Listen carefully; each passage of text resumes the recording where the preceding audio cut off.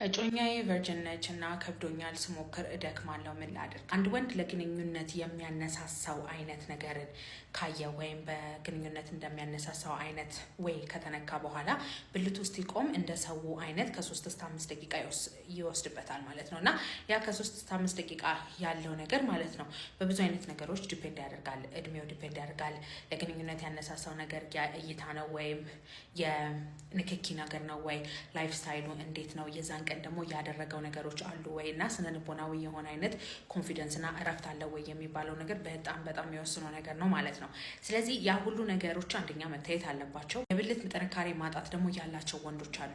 ወይም ሲቆም ጠንክሮ አይቆምም ወይም ደግሞ ከቆመ በኋላ ወደ ሴት ብልት ከተገናኙ በኋላ ወይም ሊገናኙ ሲሉ የሚልፈሰፈስባቸው ሰዎች አሉ። ይህ ነገር አካላዊ ወይም ስነልቦናዊ መሆኑን የምናውቀው ጠዋት የሚቆምልህ ወይም የማይቆምልህ ከሆነ ነው ማለት ነው።